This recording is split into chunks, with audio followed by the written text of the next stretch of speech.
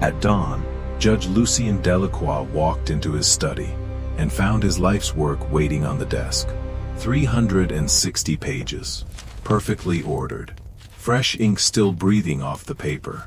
What he did not know was that the real manuscript had already been burned to ash. What he could never know was that the version before him existed only because an enslaved woman chose to bring it back. Her name was Celeste Baptiste. For 20 years she had served at Belle Riviere, a sugar estate outside St. Martin Parish, as housekeeper, records keeper, and private secretary to one of the most respected legal minds in Louisiana. She read contracts. She copied court petitions. She balanced ledgers. She organized debts, titles, mortgages, and human inventories. Men came from Baton Rouge and New Orleans just to watch Judge Delacroix dictate law to a black woman with flawless penmanship and a back so straight it looked carved from oak. They called her useful. Delacroix called her indispensable. They should have called her dangerous. Because, by the summer of 1858, Celeste had learned 3 things that destroyed whatever obedience she had been performing for half her life. First, the freedom promised to her daughter was a lie buried inside legal language. Second, Delacroix would sell children as calmly as he signed a receipt. And third, the book he called his legacy mattered more to him than any living person in his house. So Celeste made a decision no one around her had the imagination to fear. If Lucien Delacroix wanted immortality on paper, then his immortality would pass through her mind first. Celeste had been born in 1820 near New Orleans, the daughter of a seamstress owned by a widowed merchant family. The widow had a younger sister, an Ursuline novice with dangerous ideas about souls and education. For 4 secret years, that young woman taught Celeste to read prayer books, invoices, and passages from the Civil Code. The gift was illegal in practice, explosive in consequence, and impossible to forget. What made it worse for the world around her was that Celeste remembered everything. Not well. Not unusually. Perfectly. A page glanced at once could remain inside her mind for years with its clauses intact. A name. A date. A sum. A signature flourish. Once her memory took hold of something, it stayed. At 12 she was sold upriver. At 18, sold again, this time to Lucien Delacroix, a planter, former district judge, and vain legal mind whose right hand had never recovered from a pistol accident. He could argue. He could dictate. He could intimidate debtors and charm publishers. But he could not keep his hand steady long enough to make a clean page. Celeste became the answer to that weakness. By 1839 she carried the desk keys. She opened the correspondence. She copied legal opinions. She tracked sugar revenues, loan balances, and collateral lists. She wrote the letters he signed, and stored the papers that could ruin entire families. In a world built on force, Celeste worked at the softer center of power. Paper.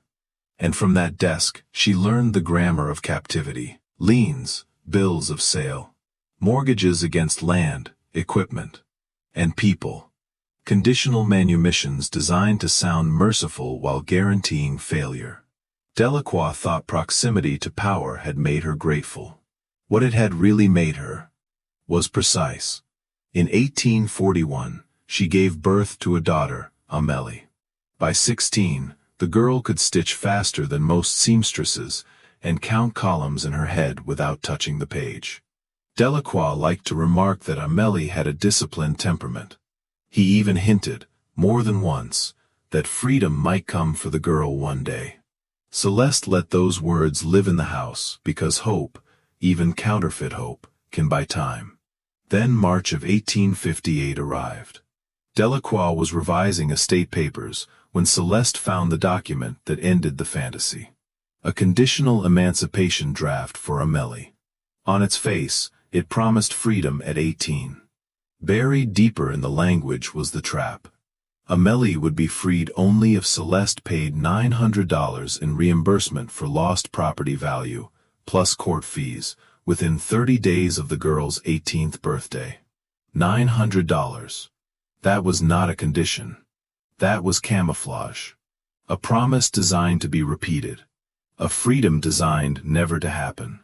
Celeste copied the page without changing her breathing. Sanded the ink. Filed the document. Then stood beside Delacroix while he complained about sugar tariffs.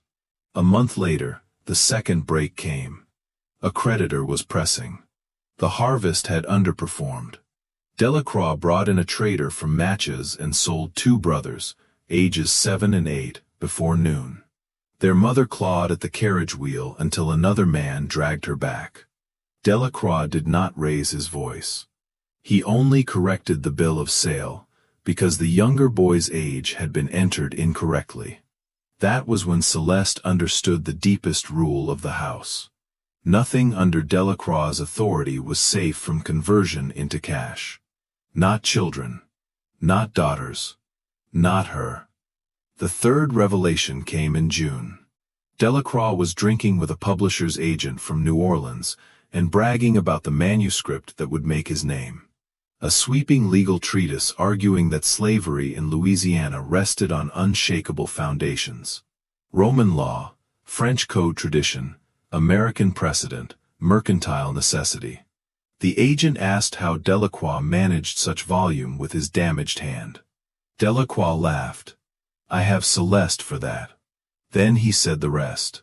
Once the manuscript was finished and sent to print, he planned to sell her south to a Red River plantation.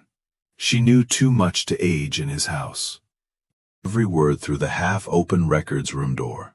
That night, she sat beside Amelie while the house slept, and rebuilt her life in reverse. 20 years of service, thousands of pages, absolute usefulness. And at the end of it all, her daughter stayed enslaved. Her own body would be sold farther inland, and Delacroix's name would rise on the strength of her mind. That was when revenge changed form. She would not stab him.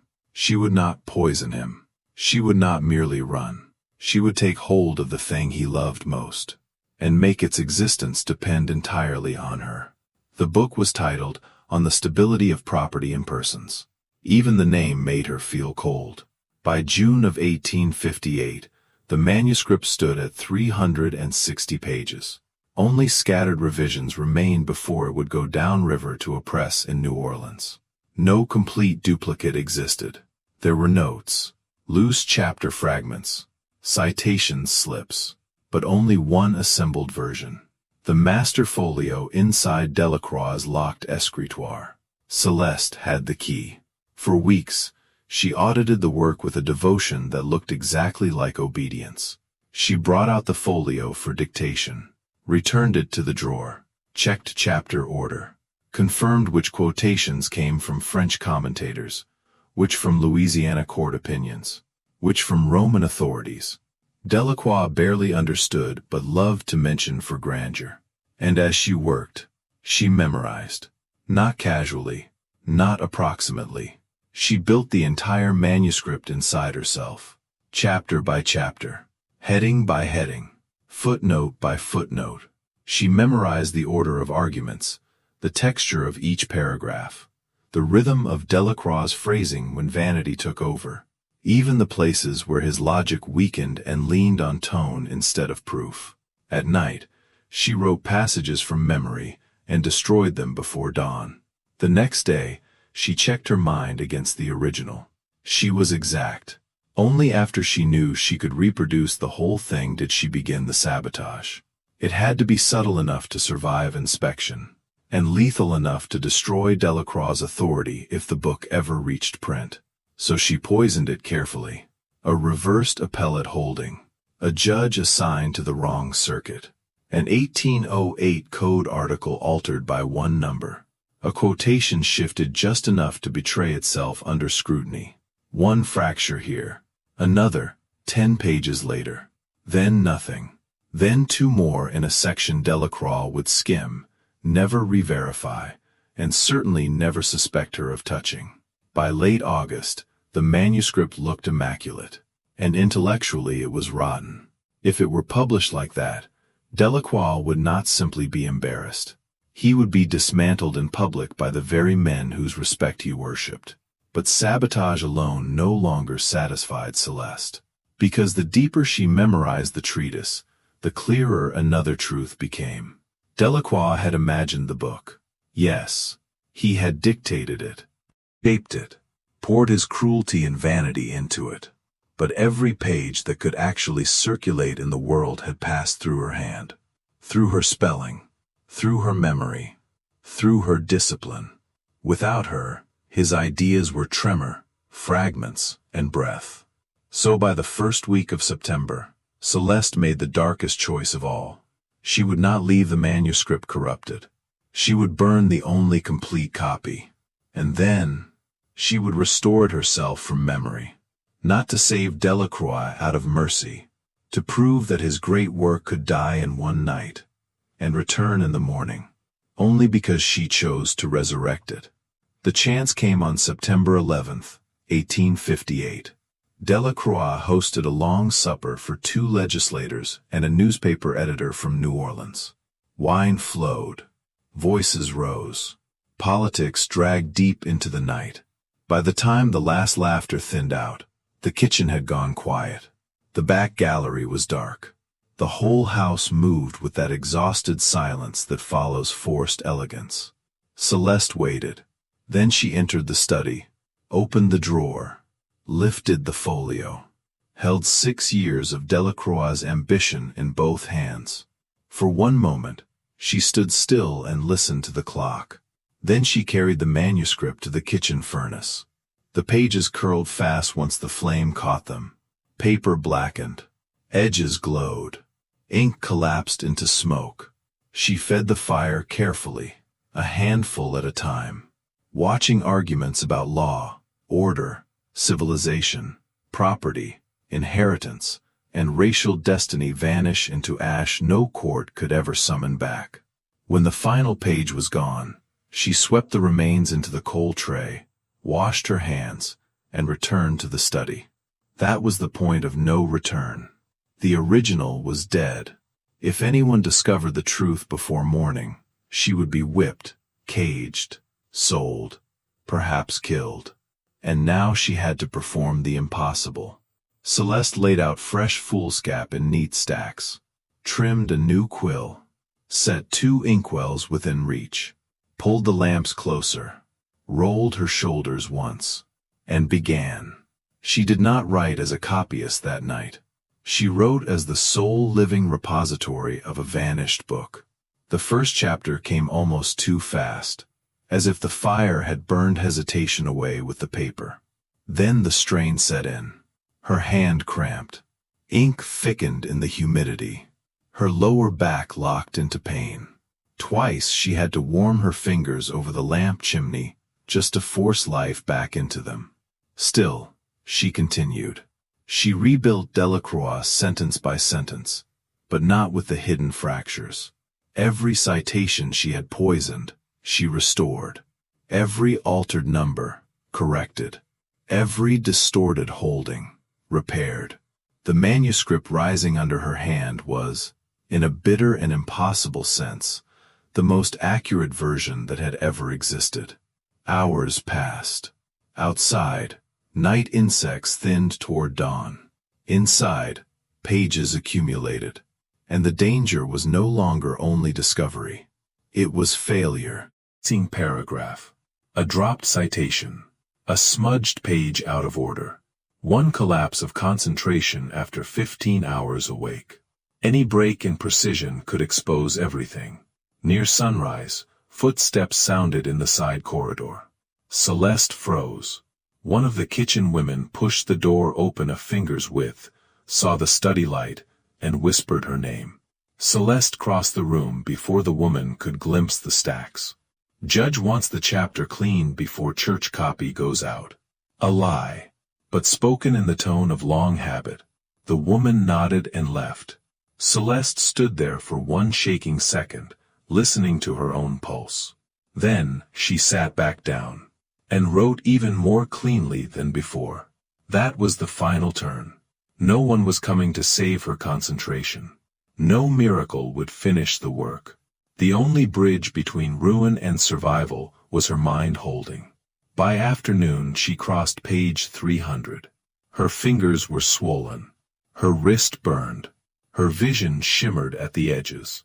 Still, the pages kept coming. And when she reached Delacroix's closing section, his grand declaration that property rights in human beings formed the backbone of civilized order, she paused. Then she wrote that too. Because withholding the ending would not prove ownership. Completing it would. At last, just before evening, she placed the final page on the stack and let out the first full breath of an entire day. 360 pages. Reborn. She sanded the last sheet, arranged the folio, and set it on Delacroix's desk exactly where it belonged. Visually, nothing had happened. That was the perfection of it. The greatest secret in Belle Riviere now sat in plain sight, tied with ribbon, waiting for the man who believed it was still his. But Celeste had one task left. She had to disappear. That night, she woke Amélie and told her only the necessary truth. We are leaving now. We do not come back. Speak little. Trust me. For months Celeste had prepared the road the same way she prepared legal papers, quietly, completely, in pieces too small to trigger suspicion. From estate ledgers she knew which river captains drank too much and checked cargo too little. From old correspondence she knew the name of a free black cooper in New Orleans who had once carried sealed letters for an anti-slavery priest. From 6 years of household expenses she knew exactly how much silver could vanish if taken one coin at a time. Mother and daughter left through the wash yard after dark, carrying one satchel, a change of linen, and enough stolen money to buy silence. By dawn, they were hidden aboard a produce flatboat heading south. By the third night, they were in New Orleans under false names. Within 2 weeks, with help from black dockworkers and a Catholic widow who asked no unnecessary questions, they were on a coastal vessel bound for Philadelphia. Belle Riviere woke to scandal. Delacroix thundered. Search parties rode out, describing Celeste as unusually literate, highly valuable, and capable of passing dangerous messages. But when he stormed into his study to see what she might have stolen, the manuscript was there, complete, intact, unbetraying. He found no missing chapters, no obvious vandalism, no proof that the woman he wanted hunted had already handled him more completely than any enemy ever would. So the search for Celeste became the search for a fugitive servant, never for the true story. Delacroix finished his revisions months later and sent the treatise to New Orleans. It was published in 1859. Expensive binding, praise in legal circles, admiring editorials, citations in courtrooms. Men quoted its cold logic as though it had arrived from some pure white authority untouched by the people it condemned. They were wrong. Every page they revered had already lived another life inside the mind of a woman they would never have allowed to testify. In Philadelphia, Celeste and Amélie built something quieter and more durable than revenge. Celeste found work first as a copyist, then as an assistant to abolitionist attorneys handling fugitive cases and contested freedom claims. Men who considered themselves educated stared at her memory the way Louisiana planters once stared at her penmanship, with disbelief first, then dependence. Amélie apprenticed with a dressmaker, learned business accounts, and after the war married a printer's apprentice. Only a few people ever heard the entire story. How the manuscript had been poisoned. How the original had been burned. How the replacement had been written from memory in one punishing sweep of ink, pain, and absolute control. Some doubted it. That did not matter. Truth is not weakened by the ignorance of people too small to imagine it. Judge Delacroix died believing his book had secured his name. History did what history often does to men like him. It changed the law, and left his certainty yellowing on shelves. Celeste outlived the world that tried to use her mind without recognizing it. And that is the real center of this story. She did not just escape. She did not just outsmart one man. She did something more unsettling. She proved that power can rest on a document, and a document can rest on a hand, and a hand can belong to the very person that document was written to erase. Lucien Delacroix thought he owned Celeste Baptiste because the law said he did. But on the night she burned his manuscript, and brought it back to life, ownership moved. Not in court, not on paper. In reality, his legacy survived because she carried it. And she walked away with the only version of the truth that mattered.